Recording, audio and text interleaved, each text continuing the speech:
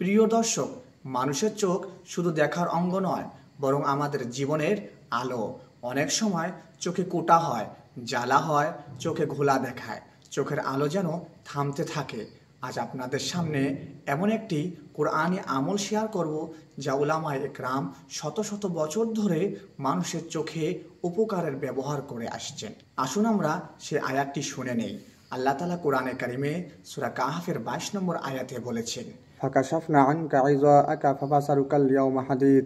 অর্থ হলো, আমি তোমার আবরণ সরিয়ে দিয়েছি, আজ তোমার দৃষ্টি অত্যন্ত তীক্ষ্ণ। আসুন আমরা আমল করার নিয়ম শিখে নেই। কিভাবে আমল করবেন? উলামায়ে কেরামগণ বলেছেন, যে ব্যক্তির চোখে কোঠা, জ্বালা, ময়লা বা দৃষ্টি দুর্বলতা দেখা দেয়, সে প্রতিটি নামাজের পরে এই আয়াত 3 বার পড়বে এবং নিজের 2 চোখের দিকে হালকা ফুঁক দিবেন।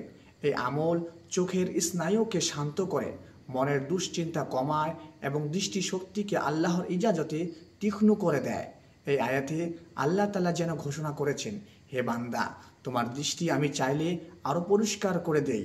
তাই দোয়া, তাওয়াক্কুল আর আমল, এই 3টি মিললে উপকার অবশ্যই আসে। প্রিয় দর্শক, চোখের আলো আল্লাহর বড় নিয়ামত। নামাজের পরে এই ছোট্ট কুরআনি আমলটি নিজের জীবনে চালু করুন। ইনশাআল্লাহ চোখের কষ্ট দূর হবে আর দৃষ্টি তীক্ষ্ণ হবে আল্লাহর রহমতে।